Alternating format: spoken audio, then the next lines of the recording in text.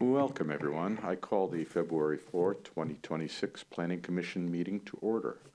The main purpose of tonight's meeting is to hold study sessions on the Transportation Impact Fee and Bothell Municipal Code updates, zoning map cleanup updates, and procedural code updates, Bothell Municipal Code Titles 11 and 12. Before we move on to the agenda items, I'd like to acknowledge our hybrid meeting format. The City of Bothell is providing the option to attend these meetings either in person or remotely via Zoom. For those participating via Zoom, the chat and question functions are not available for use to ensure compliance with the Open Public Meetings Act. We have a public comment agenda item at the beginning of the meeting. Please limit all comments to 3 minutes. Please note that the City of Bothell does not tolerate verbal harassment. Please remember this during your comments. Public comment will be allowed both in person and via Zoom. Those wishing to comment via Zoom were asked to submit an online form by 3 p.m. today. People wishing to submit written comments were also asked to submit those comments by 3 p.m. Email was encouraged as well and will be acknowledged. Those in attendance may also make comments and have been asked to indicate their desire to comment on the sign-in sheets. The Imagine Bothell notice, city website, and tonight's agenda all provided information to the public for providing comments. The video of this meeting will be streamed live as well as recorded and available for later viewing on the city's YouTube channel. A call-in number was provided on the meeting agenda for members of the public who wish to call in by phone and listen live to the meeting. For phone-in callers during staff presentations, staff will make every effort to specify which materials they are referencing so that everyone can follow along. At this point, I'd like to acknowledge the attendance of the commissioners. Commissioner Jones is absent and excused. Commissioner Westerbeck is absent and excused. Commissioner Lever. Here. Commissioner Robson. Here. Commissioner Sills. Here. And Commissioner Gustafson. Here, thanks. All right. In addition, community development staff in attendance include Deputy Director Gates and Boyd Benson, Utilities and Development Services Manager. Lastly, before we begin, I'd like to reiterate some meeting guidelines. For all meeting attendees, please speak clearly and pause frequently. State your name each time before speaking. Mute your microphone when not speaking. If you are also streaming the live video feed, please turn off the sound as there is a delay. For commissioners, at specific breaks during the presentation, I'll be calling on members who wish to speak or ask a question. If you want to speak, please indicate this by raising your hand. I will call on you as I see you.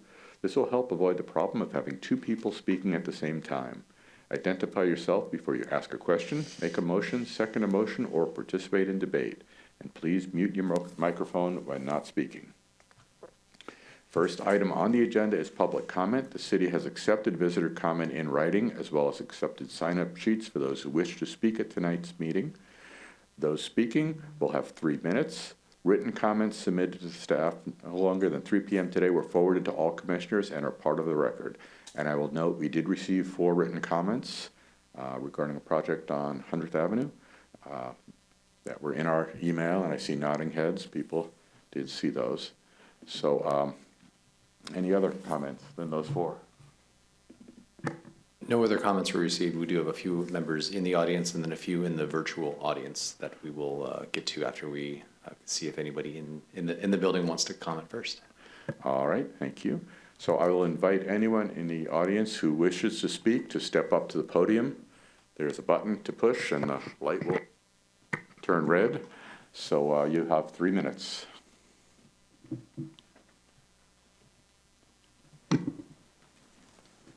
Hi, good evening. My name's Greg Shish. First of all, I understand this is an all-volunteer commission, and I appreciate what you all do for the city of Bothell. I'm here to speak on the Lily Kirk development. I'm a 35-year resident of the 16-home development, Penn Place, just north of that proposed development. The 16 homes in Penn Place, just a little bit of background, sit on 5 acres, the same size as the property, which now is proposed for 79 units, including the 2 existing single-family homes. When we moved into Penn Place as one of the original homeowners in 1990, we understood and welcomed the intended future single-family development of that property. Just to the south of us, Penn Place development was designed with a thoroughfare into that property, a pass through there. And we always thought that we understood that this would be a connection to a development of similar size. 1 year ago, we were apprised that Buchan Homes, a premier home builder, was coming in to put in a single-family development there of about 18 homes. And then we understood that the city of Bothell decided, no, they couldn't fit those homes on that property, and Buchan dropped out of that development.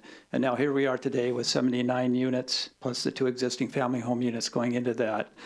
That leads me to, and I recognize this is a result of rezoning, and where comments were already taken, and we are where we're at with that rezoning development.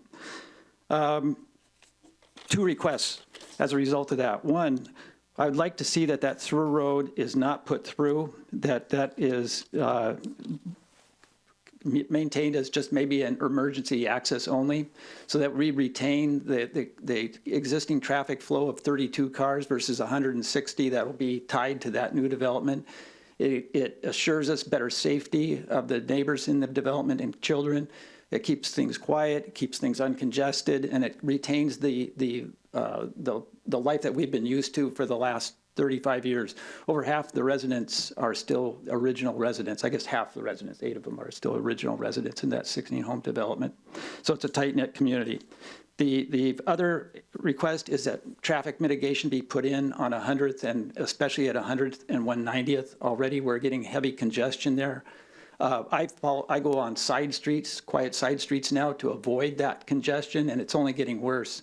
Adding these 160 potential vehicles in this development, plus the other developments going on in the area, is only going to add to that. And so I think some things, maybe even as a signal put into place there, might be necessary. Thank you. Thank you. Other comments? Oops. Do I do something here? No, Sorry. you're good. The light's on. Okay. I'm Jody Shish. I also live in Penn Place. And I'm not a professional speaker, so bear with me. I just want to tell you emotionally how I feel. So you guys say, imagine Bothell. I never imagined this happening. So we've been there for 35 years. And I'm going to tell you, it hasn't been fun in the last 5.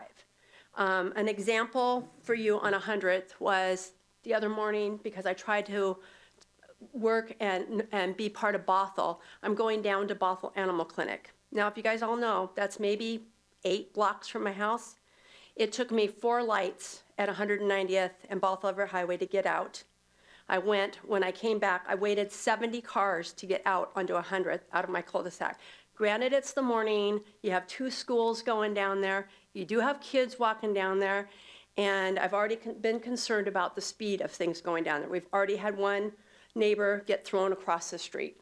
So that is a huge concern for me. I'm mostly concerned, I know that we can't fight what the city's doing with the 79 townhouses, but I would appreciate them looking at the access not being opened up. And like my husband said, making it into a emergency only. That's happened in other places. You only have one, the new condos that went in right above Kaufman, it only has one exit, and I don't know how many are there.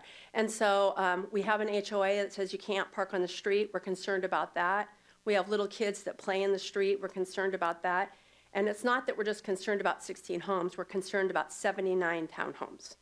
And it's never what I imagined. And I'm worried about the value of our house, honestly, because you're putting a huge development in the middle of single-family homes, and that's not what we were hoping for. Let me just see if I have any other things. The builder, we did meet with the builder, and the builder said he asked for the road not to go through, and he said the city said they wouldn't do that. So that was a concern to us, and we're just proposing that you please consider that. Come up and look at our development, and you'll know why. Thank you. Other comments from the audience?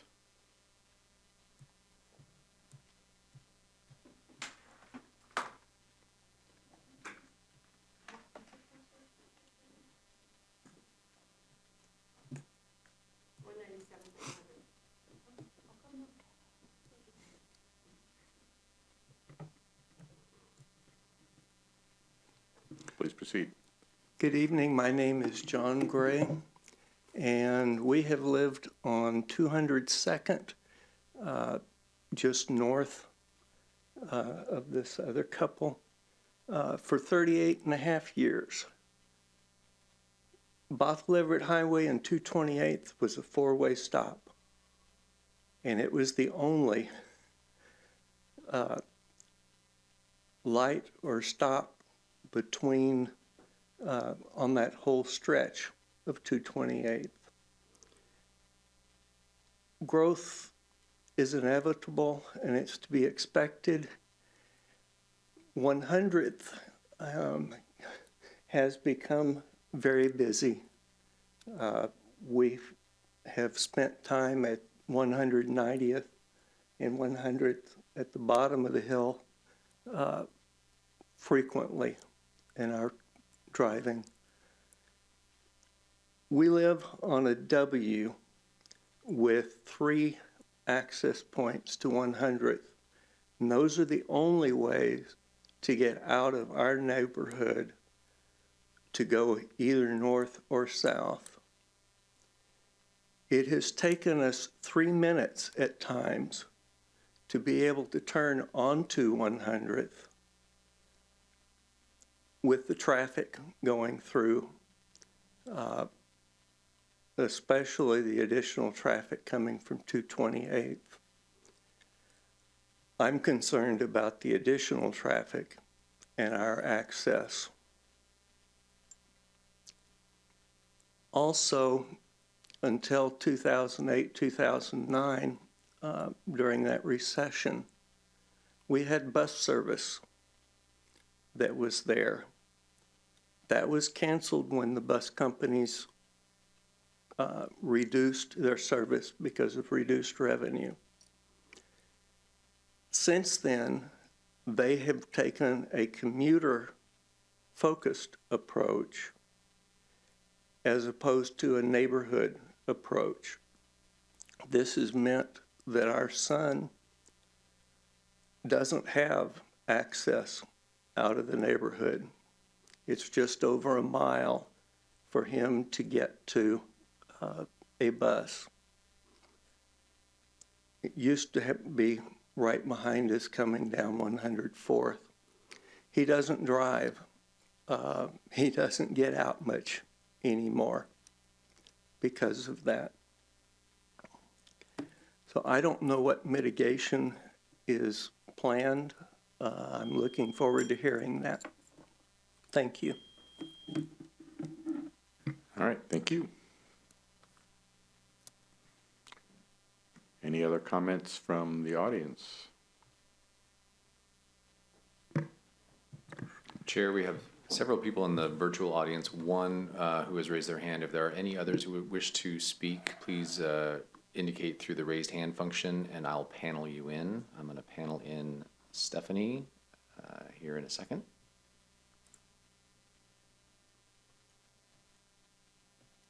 You should be able to unmute yourself, Stephanie, and your 3 minutes will start. Can you hear me? I'm on audio via Yes, my phone. we can hear you.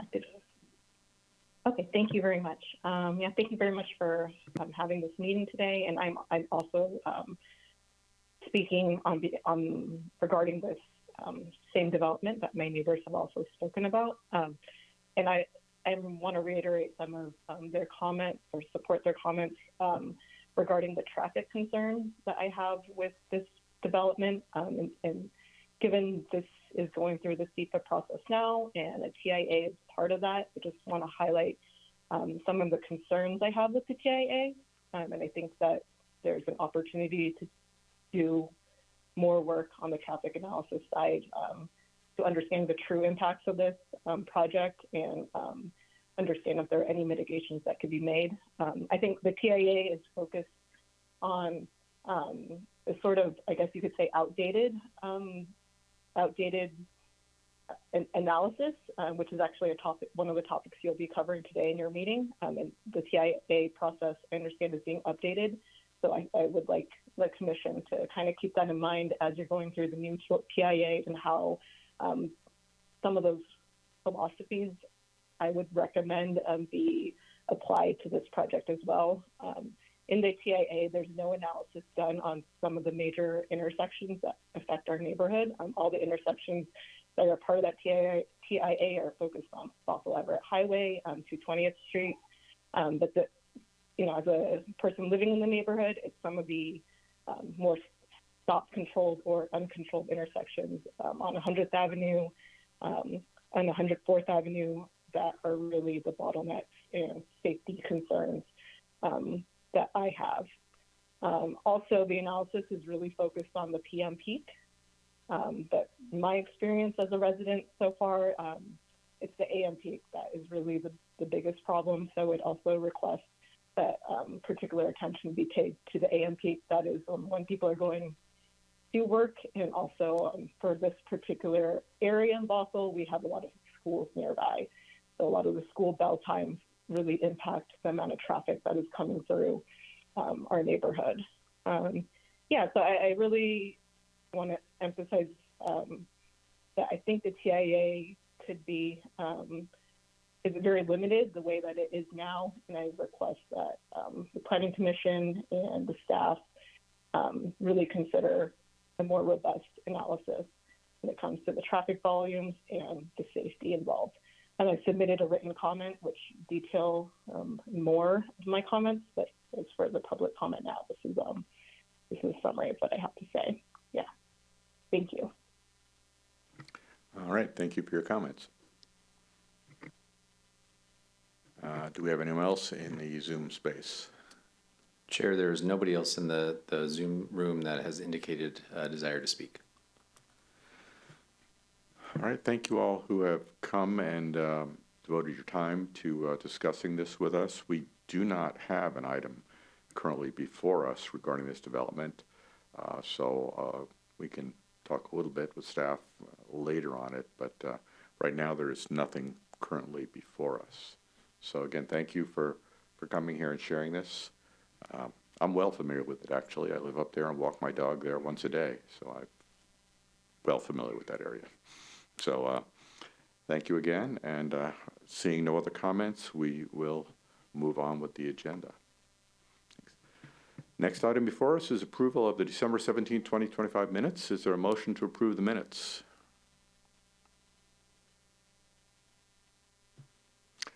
Commissioner Sills. Commissioner Sills, I move to approve the December 17th minutes. All right. Thank you. Is there a second? Commissioner Liver, second. It's been moved and seconded that we approve the December 17th, 2025 minutes. Any discussion around those minutes? Seeing none, all in favor of approval? Aye. Aye. Okay, minutes are unanimously approved. With that, we move on to our study session. First item before us is the Transportation Impact Fee and Bothell Municipal Code Title 17 updates.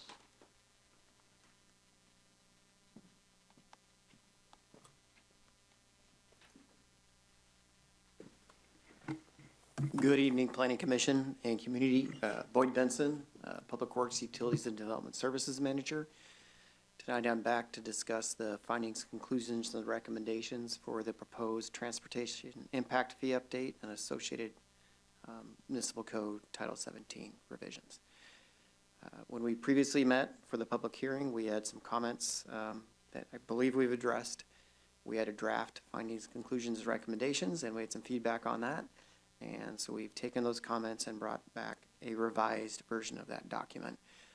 I did review the video and the audio, and we're hoping we captured what was discussed. Since that time, though, just to bring you up to date, we had a public hearing last night at City Council for the same item. We had received 2 comments at that time.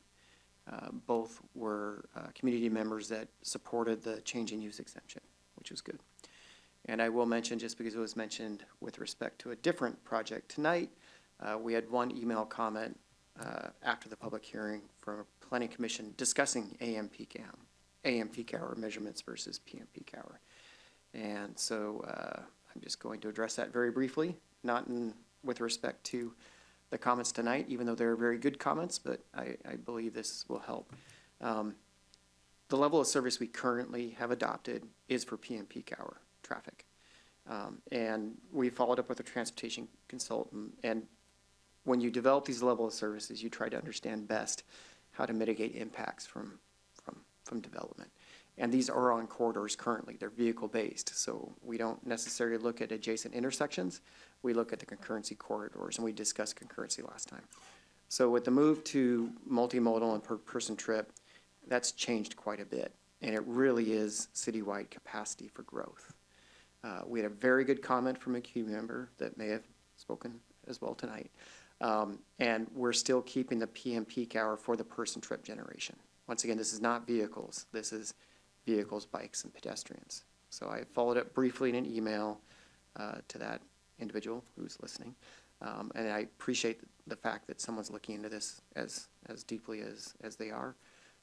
We do have the provision in the future, based on municipal code, for the Public Works Director to use different measurements in a situation for current level of service. For most development, that would not make a difference because it's looking at concurrency corridor. In the future, with multimodal, we may find that it does not make much difference either, because the majority of residential trips and the majority of commercial trips, the impacts are typically from PM peak. So I do owe that person one more email follow-up, but we do listen to comment, and it is greatly appreciated. So if that person's listening, thank you so much. So kind of going on from that, council had some general questions last night about some of the provisions. They were good questions. They were similar to what Planning Commission asked. They mostly revolved around a little clarification on the change in use exemption. So with that said, unless there's questions about what I just stated, or feel free to ask that, we'd love to hear comments on the revised draft for the findings and conclusions and recommendations from the Planning Commission. Commissioners, any comments? Yeah, I will note, as I mentioned, I do walk my dog every morning, and I go by Canyon Park Middle School, and the morning traffic is significant with people dropping kids. I've seen it backed up for blocks around there, and when they make their drop, suddenly the neighborhoods and the area are full from 228th on down to 190th. So I'm not quite sure where to go with that, but it seems, maybe I'm getting old, and when I was a kid, we walked to school, but the number of cars that I see coming in with one child is just remarkable, and the impact through there is quite significant. And I have to wait to walk my dog to cross the street. So it's just something to keep in mind, that AM is different than PM. And it overlays on the commuting time then. When they get out, it's different from the commute time. But when they go, it's heavy. May I provide a little feedback since you asked Sure, the question? please. So one thing, as part of these projects, we look at the change in use or the development project and their impacts. And I completely agree with you with respect to some AM peak hour uses, such as schools. If a new school comes in, that definitely gets looked at. If a residential development comes in, we must address their impacts, and we take all of these comments very seriously. So we have some tools that we can use to address and help mitigate these issues, but we can't go back in time and say, hey, school, this majority of the traffic at this certain time is yours, and address it. But the city does work proactively with schools. There's a very active traffic calming program and safety program and the rest. And I agree with you. I mean, we're seeing a very big change in how people get to schools and the bus routes and the rest. So it's something that's on our mind. It's something we always try to address with development, and we will use the tools in the future to help. May not be the development or mitigating, it's the on top of what's currently happening with what you mentioned. Yeah. Well, I've been near Canyon Park Middle School for 40 years now, a long time, and there has been a change in the pattern of use. There is much more traffic than there was. I understand you can't go back in time, you can't change the mitigation, but it's something to recognize as we go forward. Yeah. Be aware and try to help. Yeah. Thank you. Any other comments? Commissioner Lever? Commissioner Lever, here my question is more around the implementation and the impact of the change. So when this is approved and starts getting implemented, what are some of the metrics that the city will start looking just to see whether or not this is kind of like supporting the development that we want to see, and then the different uses or zoning changes that we'll see happening? For sure. So this action is kind of separate from the zoning changes and the rest, but it supports it. So as part of the concurrency tracking, the way we actually track to see how much supply there is and how much demand, we have to track that to make sure we have capacity. We are including in that tracking system how many affordable units are coming in, units that come within a quarter mile of transit, and like the growth centers, all these mostly to help understand the reductions that Planning Commission and Council supported and what that means. So we see this as a way to better understand. The community development tracks things differently. We're looking at just transportation, but we see that we can wrap in some of those metrics with respect to the land use and what gets, And then on top of that, there are some less tangible things like permit timelines and the rest. I can say that, once again, when you cut out 2/3 of a section of code, it will simplify things. So we haven't really thought about tracking efficiencies and permitting reduction time, but it's something we can be aware of. So we may be able to do something on that. It's kind of hard since we don't track it now. Does that? Okay, thank you. The Commissioner, questions or comments? Seeing none. Do you have anything else for us?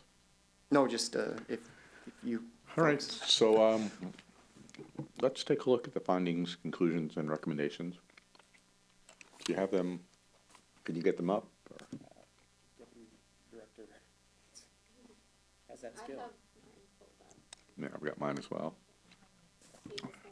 All right, well, maybe we can just scroll through. So, so I can see them.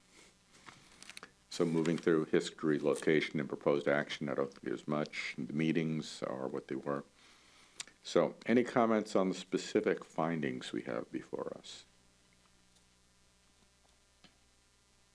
And actually, if you could point out any changes that have been made. Oops. Sorry. Most definitely. We had some, on the first bullet, we had some, the robust outreach statement. I think Planning Commission really wanted to make sure that, for the record, that everyone understands that this was an effort that included many. So we added that in. Number 2, Planning Commission was stressing that it's not just impact fee reductions to promote affordable housing. It was other things. So Planning Commission recommended adding parking and the rest to promote affordability.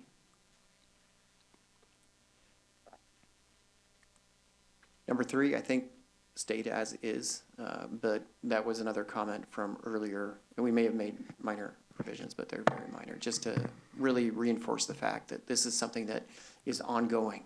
This is new zoning, new type of growth, and the city will be looking closely to see trends of development and with respect to transportation impacts and revenue. I think that's through there.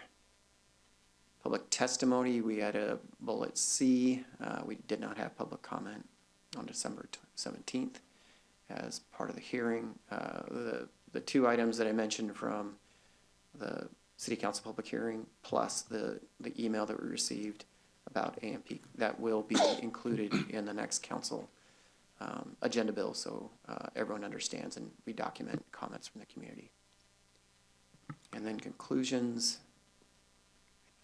I think, you know what, I have my own copy. I guess I should have kept highlights. Pretty straightforward. Yeah, it's pretty straightforward. I think that may be it. Commissioner Sills? Yeah, I mean, just in regards to the conclusions, because it says the recommended code amendment, like I just had a question about the code, like is now the right time to ask that before we agree to all of this, or are we diving into that after? I think this is it. You're not proposing to go through the code again, are you? No? Are you gonna? Go through the code again? No, we No. didn't, at the previous meeting, we Yeah. didn't have any comments about the code. So- If you have questions now, it'd be great to hear them for clarifications, but Right. at the last meeting, it was, okay, we're here, Right. let's make some revisions to the finding, conclusions, recommendations. So, go ahead. I was just trying to interpret the table on page 27 and 28. Because I don't know what impact fee rate 20, like how is that related to each one, or how is that generated, if you could just. Most definitely, and thank you for the question. So currently, this is how we assign fees, and we brought forward the calculations and the assumptions previously, but I'm not sure we've actually gone over this table to say this is how development is, this is what they see, and this is how they've charged. So in the past, the first change is you'll see that it says net new person trips per unit. It used to be vehicle trips. So that's one change. And it's all based on, it's basically national data for what type of trips are generated for what type of use. And then it's updated to more closely address multimodal vehicles, peds, bikes. So that's the first change. The next one is the units are pretty much similar. And as a development comes in, if it's single family, which happens to have a certain land use code 210 from the Institute of Transportation Engineers reference, we would charge per dwelling unit $13,387. So it makes it very simple. Someone doesn't have to go back to all the background, I'm going to say ITE manual, the manual I just stated, and pull these codes out. It's like, look, here it is, here you go. And you just scroll down, you'll see per room or per 1,000 square feet of commercial. It's a way to translate the type of use to the use code to the per person trips per a certain type of quantity to a rate. And so we try to make it very simple. And then with that said, if someone comes in and they say this is a different type of use, we have the flexibility in the code to address it, because some things are different. If you have a gas station out in the middle of, okay, I'm not gonna use that. If you have an office building out in the middle of nowhere, a shopping center out in the middle of nowhere,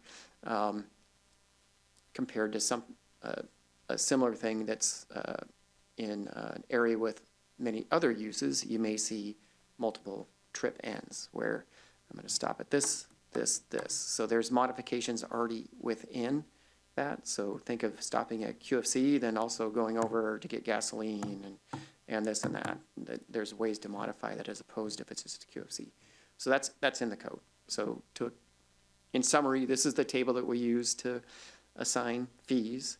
It's based on all the math we've presented before, and it's replaced in the previous table. Did I answer your question?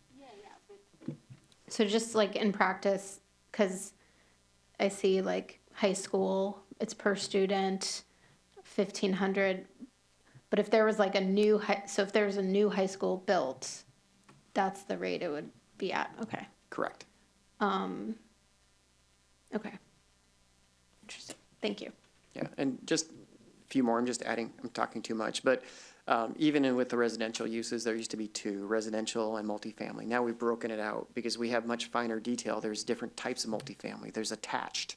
There's more multifamily where it's up there. And so we're trying to make sure that things are charged appropriately for different uses as opposed to, I'm just calling this multifamily, even though it looks like this, if that makes sense. Other questions or comments? Yeah, just to go back to schools again, I do think that there may have been a change in school transportation after COVID.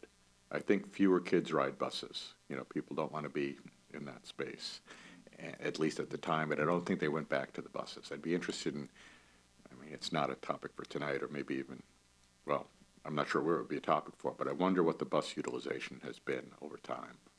I think there's been a change there, but just a comment. Any other comments? Commissioner, I have a sort of, it's more like a question, I think. I was just doing a search on the early learning facilities based on some feedback that we received from the community around the lack of affordable childcare in particular. So if I'm understanding this correctly, these transportation impact fees may support businesses that actually will be serving the community, therefore increasing sort of like the options that we have within the neighborhoods. Is that the case? Am I understanding this correctly? That how are these impact fees going to support the city, or for supporting community services such as childcare? Yeah, I'll try to address that.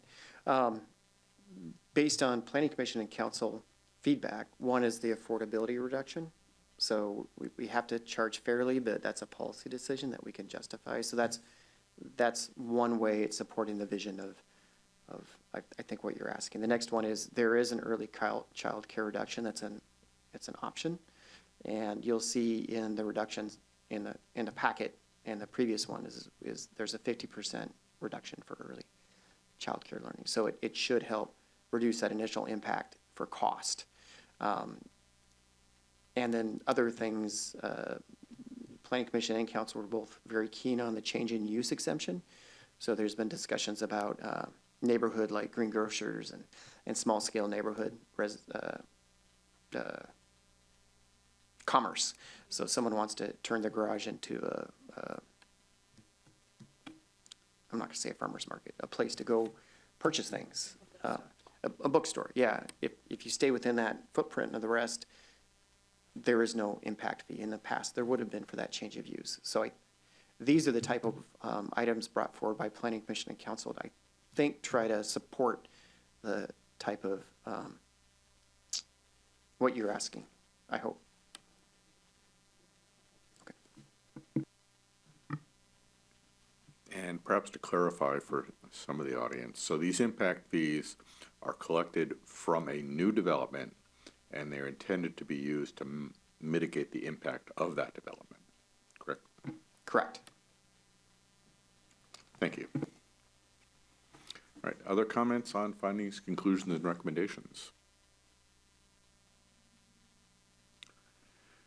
Seeing none, is there a motion to approve the findings, conclusions, and recommendations as presented to us in this packet and discussed this evening? Mr. Robson. Motion to approve the findings and what was the Conclusions and recommendations. recommendations? Yeah, that.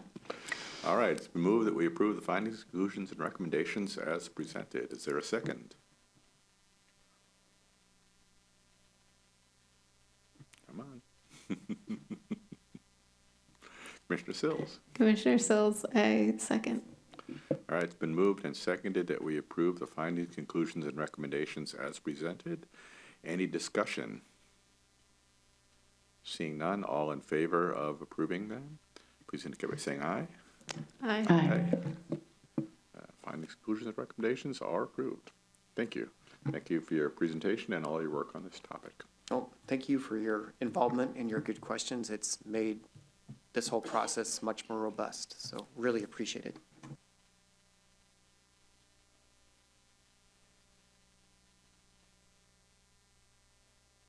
All right, the next item before us is the zoning map cleanup updates, and Deputy Director Gates will be presenting to us.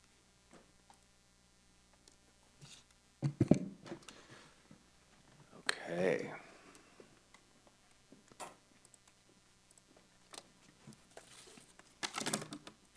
Thank you, Chair.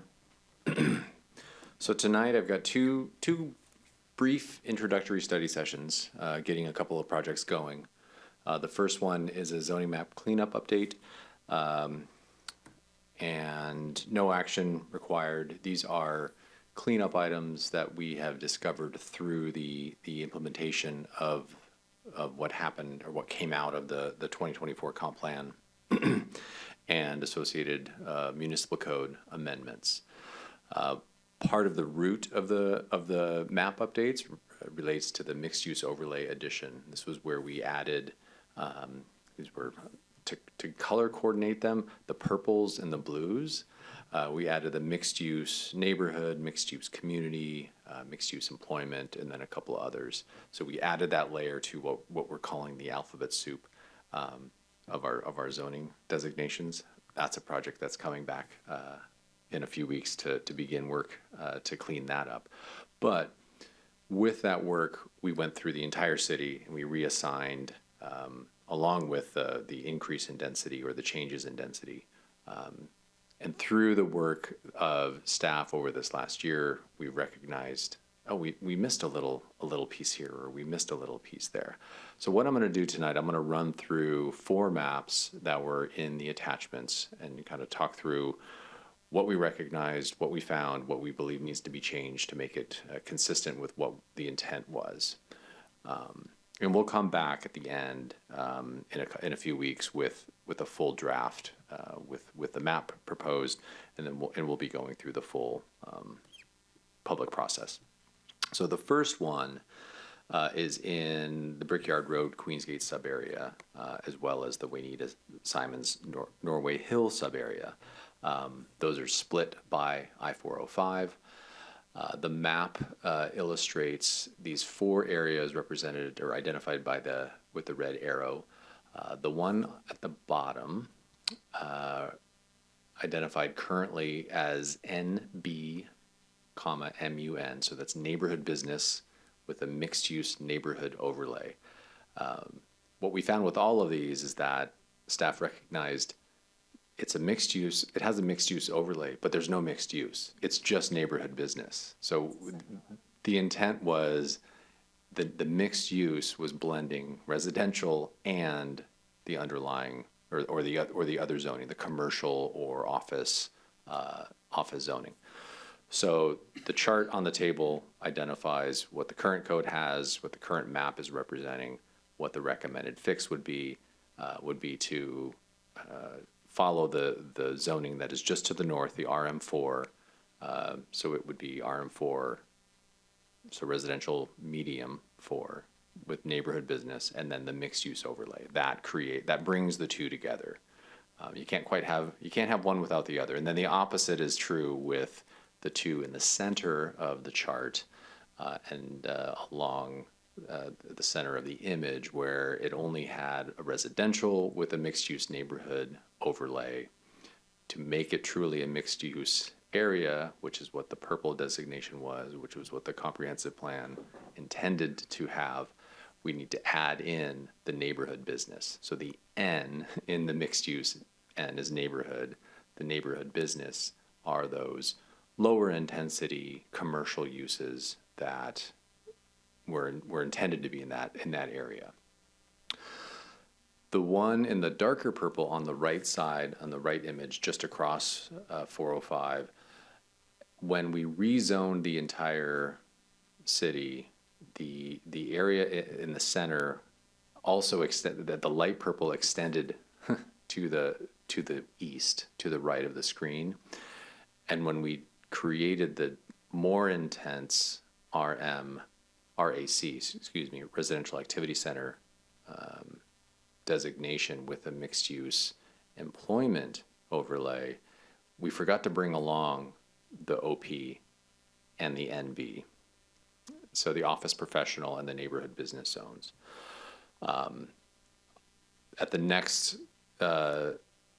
study session with the map updates, I'll be bringing the original map, the black and white map that we used to have, that illustrates that it always was intended to be, and all of these were intended to carry a mixed use overlay. This one in particular on the bottom of the chart, the OPNB was part of that. It was just one of those, missed it with all of the other edits that were going on.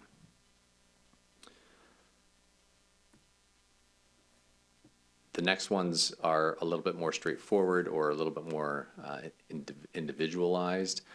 Same concept.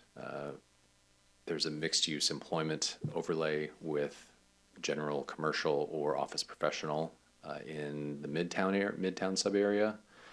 but there's no residential, so it's not necessarily a mixed use. It was all commercial. Commercial would encompass the office professional and the general commercial zones. So adding in the RM3 with the similar intensity of residential density is what we're recommending to fix in this case. Moving north a little bit along 228th, the Queensboro, Brentwood, Crystal Springs subarea to the north, Shelton View, Meridian, 3rd Avenue Southeast to the south. This was one of the newer carve-outs for a mixed-use area. This is just next to the FEMA site. And again, same situation, they're just flipped, recognizing that this should have just been one consistent zone across 228th of residential medium 1, so the lowest residential combined with the neighborhood business. So a mixed-use neighborhood zone. Commissioner Sills. Sills, so when you're deciding on what residential zoning to go with, are you primarily using like the surrounding area to determine that, or what caused you to pick that over RM3? Yeah, we're looking at the surrounding area as well as the lot size as far as how that was developed. In this case, the separation by 228th, the north and the south, why was one are given a residential designation but not a commercial, and likewise on the north. Combining the two, they both have the same intensity identified within the comp plan and the zoning. And is that area within what's referred to as the Shelton View Forest? It is not. So the area identified with the red arrow on the bottom is a Department of Natural Resources site. I do believe there's a trailhead there, but it's not been official approved DNR trailhead. It's their parcel. Shelton View Forest access is to the south, southwest. I believe it's at the north end of, was it 7th Avenue, if I'm remembering correctly. There are some trails that do wrap around the FEMA site that create some connections behind those neighborhoods.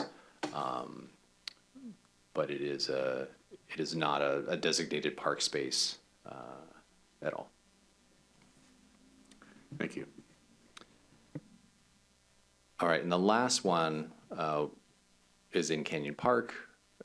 This is one of the misses. I think it just got caught up in the creation of the overlays. So the E-MC overlay was not included with this singular blue zone in Canyon Park. So all the other deeper blue zones there are employment medium, which is a Canyon Park zone, with the employment mixed center overlay. So adding the E-MC to that parcel made sense, making it consistent is what staff is recommending to fix and clean this up. So this was the only question that I included in the packet. If there are other questions, happy to go through them. Happy to return with additional information. But like I said, we wanted to get this one started to make sure we could get through the map update. As I mentioned, the overlay to zone cleanup work that Jacqueline was beginning last year, we will be coming back. This is a little bit of we've got to clean up the room before we can actually reorganize the room. So we're going to do a little bit of work here to clean up the map and the zoning, and then we're going to really clean everything up with that work to make it a lot more streamlined. So happy to answer any questions. Questions or comments? Could you go back to that last one? Is that the school district bus area? It is. I believe it's the school district. There's 3 parcels up there that are in that zoning. And Public Works is up there somewhere. Yes, the Bothell Operations Center is up in that zone. Okay. Thank you. Any other comments on this one? Commissioner Lever? Commissioner Lever here. My comment is more around like communicating these changes. So when I think about the complexity of what it means to change the zoning versus the land use and some of the growth that we see and concerns with capacity and all of that, by the time this sort of goes live, that's when it really becomes complicated to understand how did we get there. So with all the learnings that we've had around engagement and the complexity of the subject, what are some of the efforts that the city is taking to make sure that this is sort of like, not sort of, that this is embraced in a more wide way when this goes totally live? Yeah, and this is the intent is that this will follow standard public notice process. So we'll go out and notify Department of Commerce, go through our 60-day comment period, do a SEPA notification, post that on the SEPA register. We'll likely update the property owners. They're the ones that actually have identified, a desire to develop, and that's how we found the zoning issues of, we seem to have missed something. I'll bring back the state statute that identifies how this is, it's a map cleanup, it's not a rezone, it's a catching the errors that we have found through that work, given the vastness of all of the rezoning that we did. There's a carve out within the state law to identify this is a cleanup, we're not rezoning, we're not redesignating.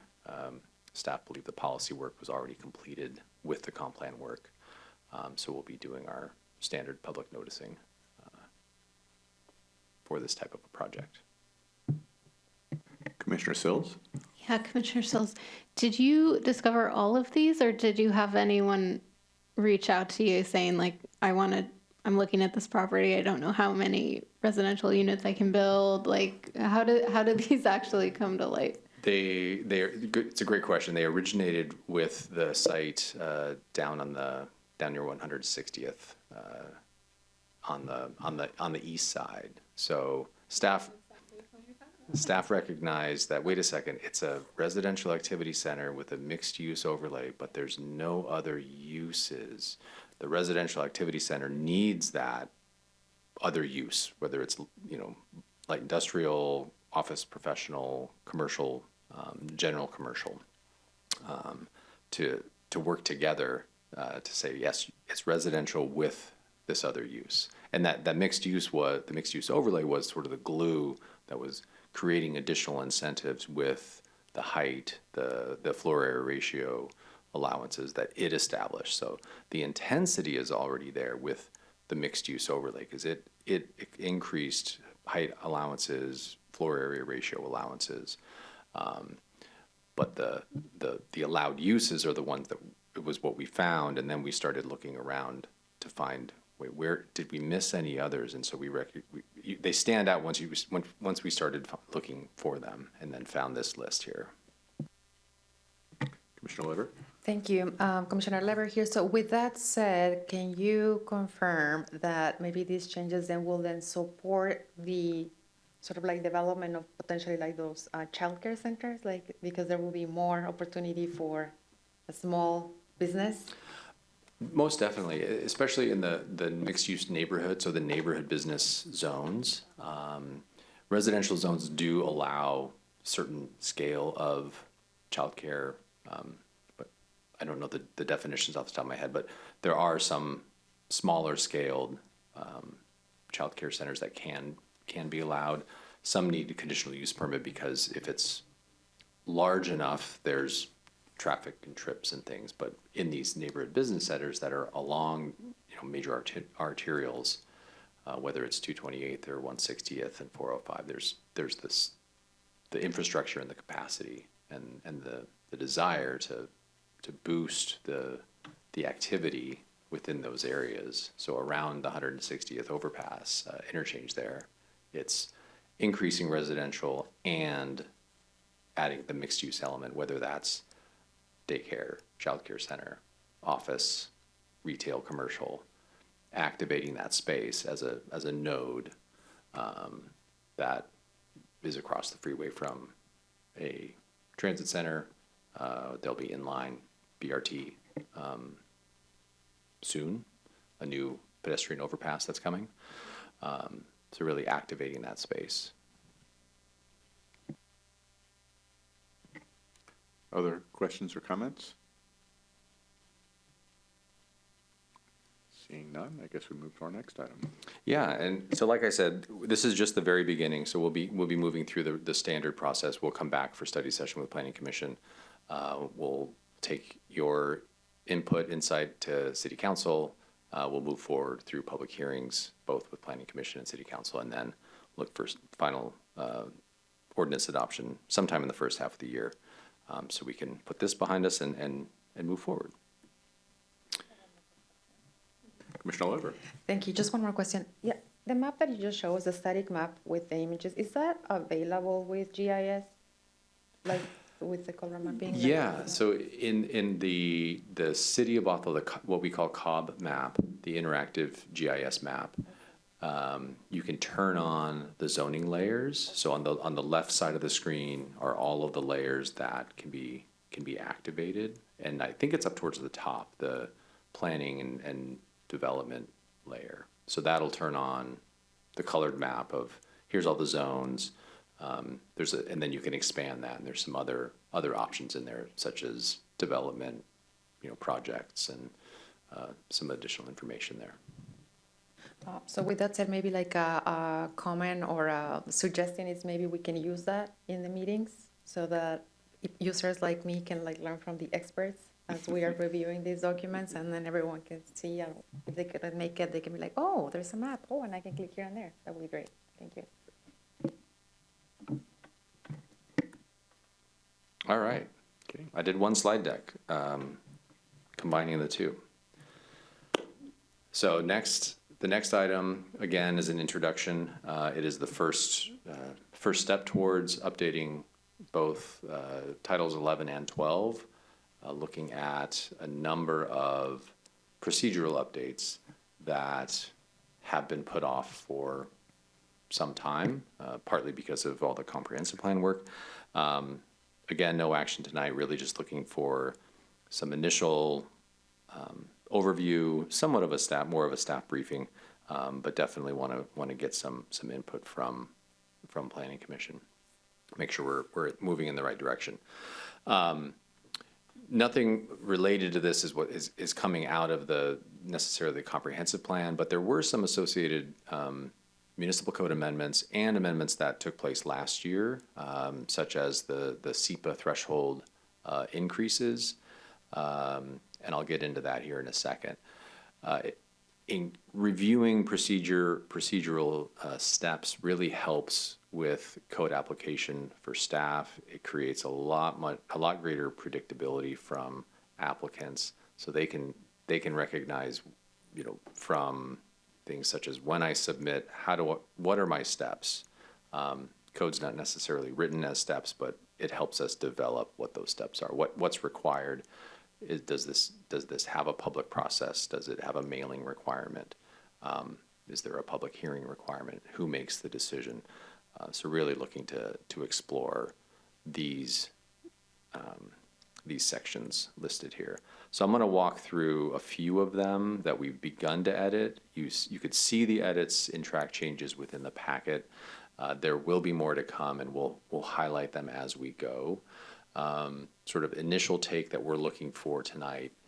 Does this initial step forward make sense? Do you have any concerns that you'd like to share? Would be great. The first one is kind of a big one. So site-specific rezones. For a while now, we've been considering how to move forward with this. So currently, it's a quasi-judicial legislative process. It's decided by City Council. This would be if somebody on a site or a subject property that could be multiple parcels, but it is one subject property, wishes to change their zoning designation from, let's just say, RM2 to RM4, or RM4 to RM3, right? You want to switch it around.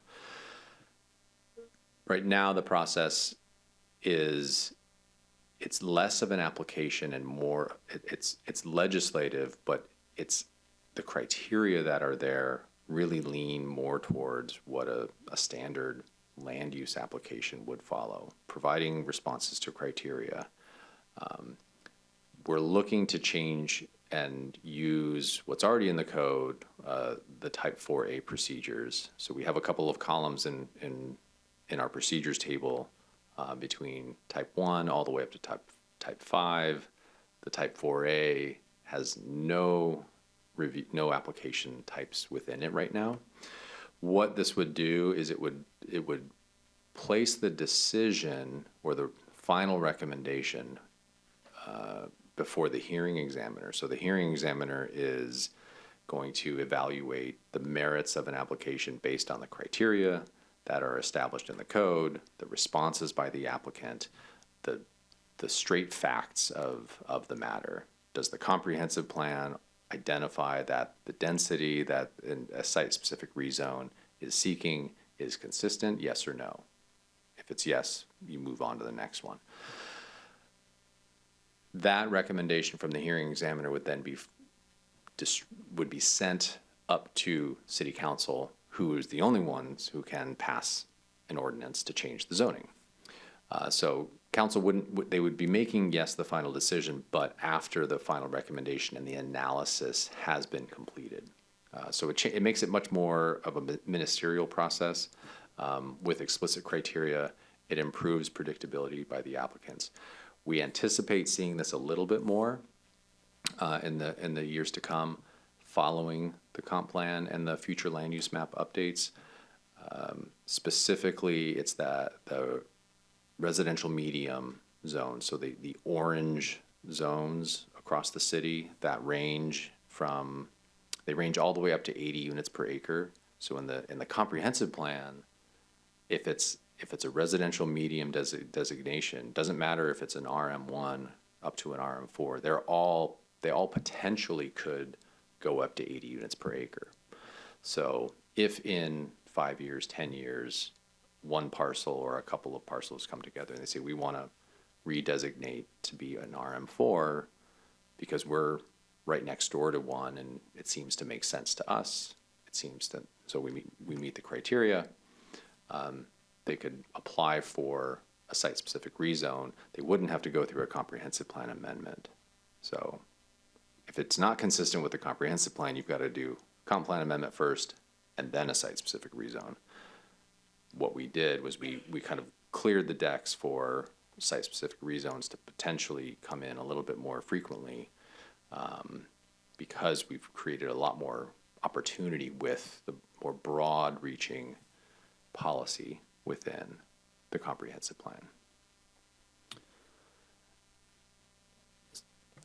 Could you say a few words about quasi-judicial processes? I think perhaps not everyone's familiar with that. Yeah, so quasi-judicial requires, you may have heard this before, the appearance of fairness doctrine has to be administered to the decision makers. They can't be benefiting from, their family members can't be benefiting from, their employer can't be benefiting from any of the decisions that are being made.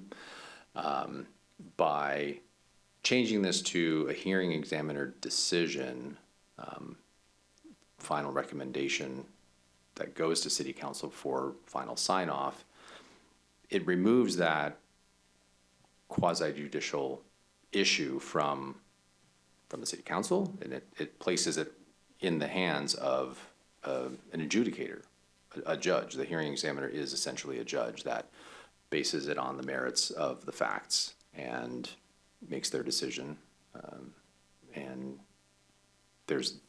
we move on. So I think the hope is that it can really make it a lot, not say a lot easier for council. It eliminates that complexity of a legislative quasi-judicial process. So, and I can work with legal on how we can provide a little bit more background in the benefits, pros and cons to going this route. Thank you. Any other questions? Happy to stop here. We can pause at the end and come back if things come to you too. Commissioner Oliver. Commissioner, something came to me around, I'm such a visual learner, and what I see here is sort of like a workflow and a process, and you did talk about how all these changes will really benefit the permitting process, and all of that will be, if available and possible, just really have that process flow and really sort of like understand how that's going to, or the changes are really going to streamline some of the work. That would be great. Yeah, it's a great point. Thank you. Commissioner Sills. Yeah, Commissioner Sills, I think if I'm understanding this correctly, this would be really effective at bringing clarity to people on, you know, what they're able to do and what might actually be approved. But you might lose some flexibility. Is that a fair assessment? Like that this is prioritizing clarity over flexibility? I think, you know, it's the criteria are, and maybe that will be helpful at the next study session, is to kind of walk through what the criteria currently are. We've started to go through them. Are they perfect? Could they be updated? How do other jurisdictions establish their site-specific rezone criteria? I'm guessing the majority of them are what the state statute identifies has to be followed. So they're pretty generic. It makes it a lot more predictable, yes. And when you have that predictability of, does it comply with the comprehensive plan? Does it meet the comprehensive plan designation requirements? Does it check the boxes? Even if somebody doesn't like it, you're on very firm ground. And this is something that staff would be providing a recommendation to the hearing examiner to say, based on the application and the proposal and the facts of the case, we support or don't support, depending on what we're seeing, what an applicant is proposing. And a lot of our preliminary work with anyone would be, you know, have you gone through the criteria? Have you looked at it? Usually that means they need to bring potentially their own legal counsel who knows land use into the mix, ensuring that they've got a really good case. And usually by the time you get to an application, that good cases are there. So it eliminates the guessing. It eliminates potentially the flexibility of what a city council may decide on. But hopefully what's been set up, and if we continue to maintain it and curate the comp plan and the zoning, we either won't need site-specific rezones, or when they do come in, they'll make a lot of sense. So.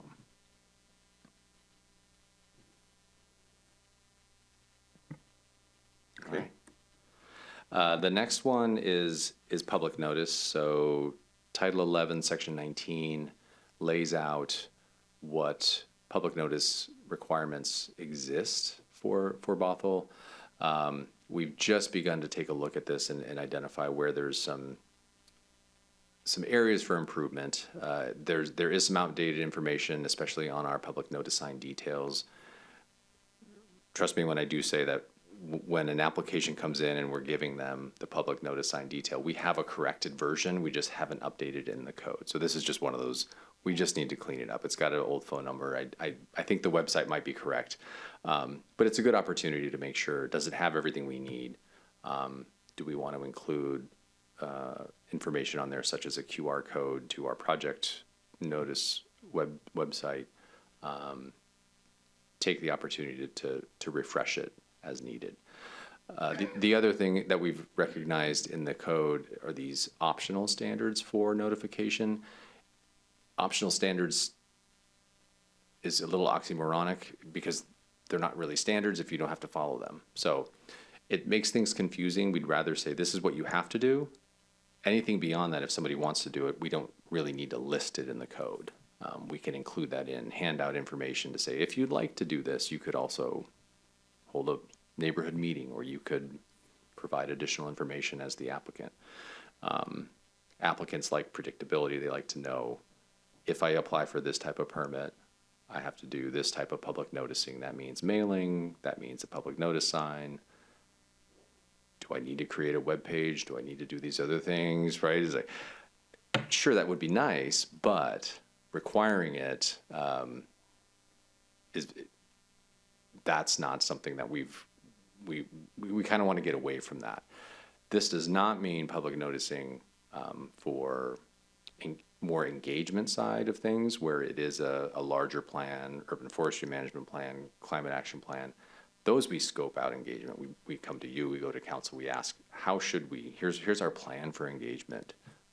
There's no rule book for how to come together, establish an engagement plan for a climate action plan. There is a rule book for engagement for a comprehensive plan that we had to follow, make sure it met the requirements. And then we went 5 miles past that. So we see a good opportunity to make sure that it improves readability of the code, and it's much more streamlined and clear, and just generally refreshes the whole section. So site plan review, this was the one that I hinted at a little bit with the updates to the SEPA thresholds, the information and the requirements, the thresholds within the site plan review are outdated now. So we need to update those. We need to make sure that they're consistent. I think they still reference four residential units. We talking to staff, it does seem as though that was the link between, we said, okay, if it's going to go through SEPA, then it's going to go through a site plan review. And these site plan reviews are those larger developments that are not short plats. It's not a plat that's identifying, here's all the boundaries. It's a large parcel generally that has no internal boundary lines, and it's basically locking in the development to building A, B, and C go here, here, and here, and here's where the roads are, and here's where the utilities are. So we want to just make sure that we update that. It'll clarify and improve the usability. Also, we want to make sure we update the modification criteria. There's some thresholds that we think we could make a little bit more clear, and we may find other things, but really just giving you a sense of what this update's going to include. So those are the ones I just wanted to highlight. There's a number of other sections. There may be minor edits here or there, and we'll touch on all of them except maybe just the grammatical changes that we need to make. So with that, happy to dig further into any questions, even the why are we doing this now? Questions, comments?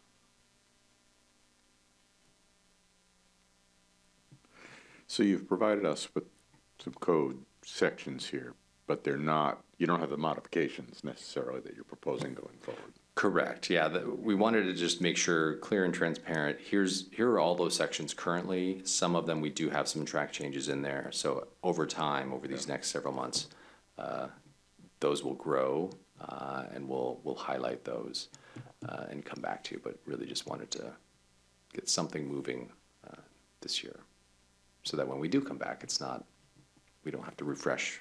We're going to start from scratch. Thank you. Commissioners? No? I guess we'll look forward to seeing this again. Okay. I'm hearing previous conversations really, when we focus on clarity, streamlining, predictability, like it truly does help both staff and the applicant, and it does sound as though Planning Commission appreciates that. So looking forward to working through this. We do appreciate that. I think from other comments you've received along the way, we want to be sure that that's not at the cost of public participation. Yeah, absolutely. We want to make sure that how we approach this makes a lot of sense. Yeah. And we'll identify along the way what's the minimum requirement for state law. It can sometimes be well below. I mean, for example, one thing that we will bring up is public hearings. One public hearing is required. We do two. We do a public hearing with Planning Commission, and we do a public hearing with City Council. So it'll be a good question. We've been in this room, and there have been no comments for public hearings. What's the value of that? Well, we're at least going through the steps. I'm sure City Council would weigh in one way, and you guys will weigh in as well. As far as do you want to hold the public hearing, or do you want City Council to hold the public hearing? We'll dive into the requirements, and we'll make sure that we can see what's the best step forward without forsaking engagement.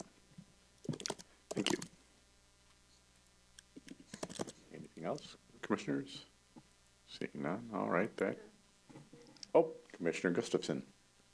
Hi, Sarah Gustafson here. Thanks, staff, for this great work. And I do have some questions regarding the comments of the people who came to visit today. When would be a good time to ask those questions? Maybe reports from staff. Great. Will do. Thanks. So that does conclude the study session, though. So reports from members before we get to reports from staff. Members? Yes. Commissioner Lever. Commissioner Lever here. So I am very pleased to inform you that I joined the Friends of North Creek Forest Board of Directors. So it is the forest adjacent to our home, and I'm very excited about getting yet more involved in this beautiful community. So if and when an item were to come forward that presented any conflict of interest, I will recuse myself, but very excited. Very good. Thank you for letting us know. Other commissioners? All right, reports from staff. All right, let me jump through the couple things that I've got, and then we'll get into Commissioner Gustafson's questions. A few things. One, board and commission appointments. So we do have two positions that run out this year. The chair and Commissioner Jones. Those interested in applying or reapplying, please do so by February 20th. Information, and I know it's been shared on the City Council's webpage, but it's bothellwa.gov/boardsapply is the direct link. And that's for all boards and commissions. There's a number, and it is listed at that site what is available. If there's others out there listening that find that either Planning Commission or some other board suits their fancy. Staff last night at City Council gave an update to City Council on recent development through 2025. So following the comp plan update, so data to actually point to and look at. Please take a look at the development report that's in there, the slides. If you want to watch, go ahead and watch. And sort of the Cliff's Notes are, we saw a significant amount of development activity on the residential side and focused primarily on that last night and in the report, even to the point of looking at preliminary applications. So even though pre-applications or pre-apps are conceptual, they don't necessarily mean anything will actually happen. They tend to lead to development. We were well above where we were the year before and above the last 3 years, with more than 1,000 units proposed in a number of different types of forms. We were learning a lot about, and I mentioned this, developers were learning how to work with whether there was a minimum density or a maximum density, or what is middle housing, how do I build for middle housing. So the density there, the number of units could actually be higher. We just don't quite know. But again, it's just conceptual. We have seen a lot of land use application submittals coming through with over 600 units proposed in 2025. Just the first 34 days of the year were over 600 units in land use application submittals. Those don't always become construction permits, but they most generally do. So we're starting to see the beginning of the development process. And in there's a lot of information you can see where there are, spikes and, peaks and valleys of activity, recognizing the Seattle Times Avalon development or the Lexington Block D as these pretty big spikes and then a little bit of a drop. But all in all, things are looking pretty steady given the uncertainty of the economy at this point. So yeah, take a look at that. A lot of good information in there. And then my last note is the next meeting scheduled for February 18th. We've got a housing action plan update report out on engagement, kind of where that's been, where it's going, next steps on that, and potentially another item from staff that'll be added on. But that's to be determined. So. Yeah, all right, thank you. So you have a few words to say about the Lily Kirk development as it was referred to? Yeah, so it was included in the development report. 79 townhomes proposed in the RM, I believe it's RM1 zoning. They're proposing to retain the historic Lily Kirk house, recognize the slopes, the slopes along the western side of the property. There is a required through road to connect to the road to the north, which was designed and developed to end there, and then continue through this site once it came in. Staff are reviewing it. I believe the comment period closed on, I want to say January 16th, the formal public comment period. And staff contact information is on the website. Really good planner. He'd be mad at me if he knew I was saying this, but if there are specific questions about process, what's being proposed, he's a good conduit to work with. And as in regard to the questions and the comments around transportation, traffic impacts, mitigations, those are worked through by our traffic engineers. So that's Boyd Benson, transportation planners. They're the ones that will be responding to that, as well as the applicant, to make sure that it does comply with all codes and requirements. But if there are any other questions, specific questions that I can try to field, if not, I can follow up with an email. Yes, that would be great. Thank you. Sarah Gustafson here again, and it sounds like the questions that I have wanted to ask are already being addressed, but because of gratitude towards Jody and Greg Shish for showing up and for people writing in, I wanted to ask some pretty specific questions. And apologies if I missed the information, because traffic safety and letting kids play outside is a priority. So my questions are about the structure of the road inside the development. It sounds like a self-contained loop with alleys for cars to circulate, which sounds like it would avoid bad impacts, so no long line of cars just gunning to go out the exit. I want to confirm my understanding. 2, how the access road integrates into 100th, new signalization, turn lanes, left turns coming out. Are they allowed, or is it right in, right out only? 3, city staff I know is working to make new safety benefits due to redoing the road to modern standards like sidewalks and lighting.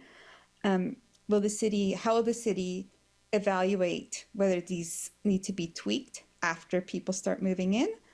And number 4, going beyond the access point itself, can you talk about ways to discourage drivers on 100th from the temptation to speed through any nearby side streets where our commenters and their neighbors live, bump outs, radar, for example, and any general impact for bikers, walkers, and dogs in the area?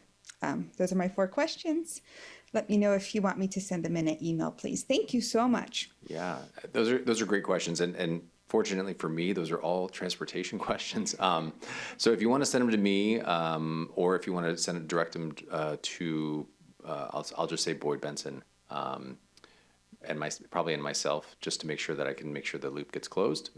We can definitely make sure that the staff that are assigned and working on this can answer them. If not, we can work with the developer and their transportation engineer, because all of those leave my planning brain and my ability to answer off the top of my head. Yeah, that sounds great. And is it possible to directly loop in the commenters' emails on this so that they are sure to get the answers when they are refined? Yeah. Thank you. Mm-hmm. Great. Other questions or comments? Commissioner Lever? Commissioner Lever, so I have a question around the affordability component. So for this particular development, 79 townhomes, are any of those going to be quote unquote affordable? There is no affordability requirement. There's no mandatory affordable housing that would apply. So these will fall within the greater than 80% AMI bands.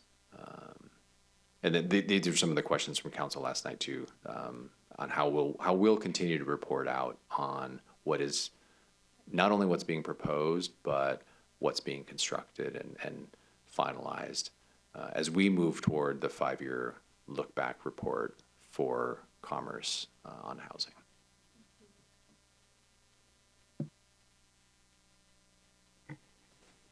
Other questions or comments? Seeing none, there being no further business, is there a motion to adjourn? Commissioner Lever, motion to adjourn. Is there a second? Commissioner Sells. Commissioner Sills, I second that motion. All right, it's been moved and seconded that we adjourn. All in favor? Aye. Aye. Meeting is adjourned at 7:26. Our next meeting will be February 18th. Thank you all. And thank you to the citizens that came in to speak their concerns to us. We appreciate that.